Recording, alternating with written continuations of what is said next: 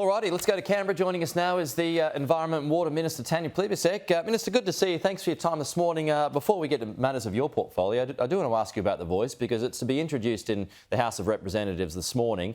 Many constitutional legal experts still remain divided, though, over the legalities.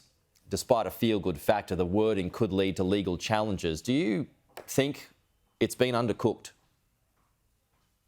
No, I don't think that at all. And I think it's perfectly reasonable to have a good hard look at the question and the proposal itself, but we keep going back to first principles and asking what's this about? Why do we want to do it?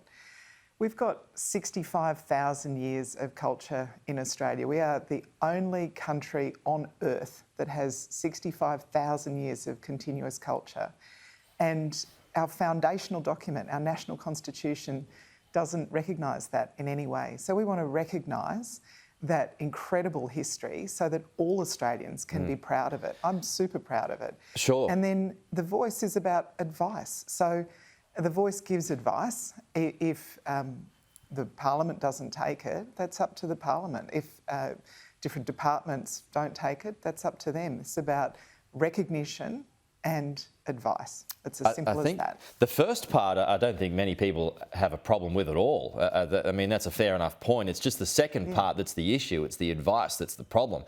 And there's a point that's been made this morning that suggests the draft wording goes beyond ensuring Aboriginal and Torres Strait Islander people have a right to participate in decision-making that affects them, because it inserts race into the Constitution in a way that undermines human rights principles of equality. That's come from Lorraine Finlay. She's a Human Rights Commissioner. So does the wording need to be wound back? No, I think the wording is a product of an enormous amount of advice and consultation, including with very senior ex-judges, constitutional law experts and so on. I think the wording is appropriate, and it's really important to focus on what is being enabled here. The first thing we want to do is make sure that Aboriginal and Torres Strait Islander peoples are giving advice on the matters that relate to them. If everybody thinks that things have been fine, that the 10-year life expectancy gap, the problems with remote Indigenous housing, problems of violence, the gap when it comes to educational attainment and employment, if we're just going to keep doing more of the same, we'll get more of the same results. Listening to people is how we get better results in all of these areas. It's a very sensible step forward. Okay. You've introduced a proposal for nature repair, basically creating a nature repair market. Landowners, folks, if you don't know, landowners essentially get paid for restoring their own land. Minister, how much, say, would a landowner get for reforming a habitat? Just one example.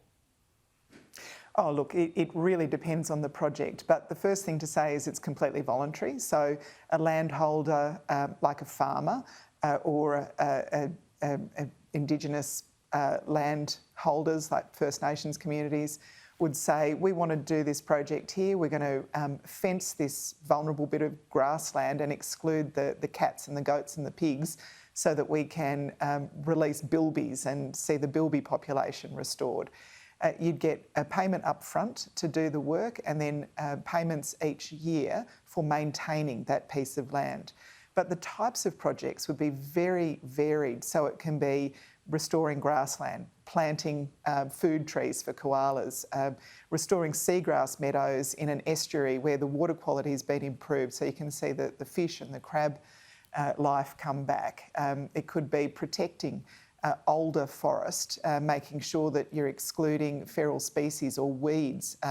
Cool burning, we've got a lot of support from the Northern Lands Council and Kimberley Land Council and others like that, because they have seen the benefits of cool burning for keeping weeds like gamba grass out of the areas that they're responsible for.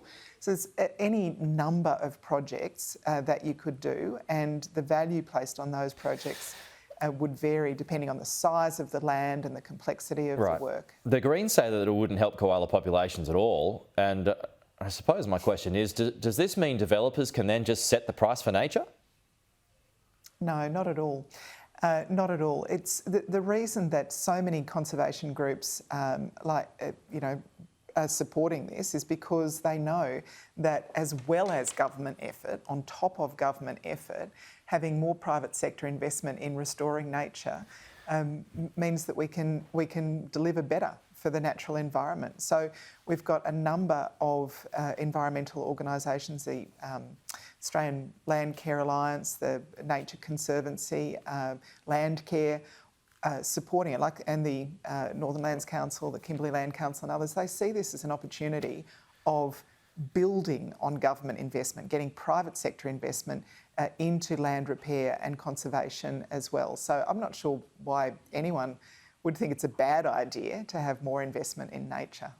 Just a final one here, Minister, on TikTok. You've got one of the larger TikTok followings in Canberra. Has Home Affairs warned you that you might have to delete your account?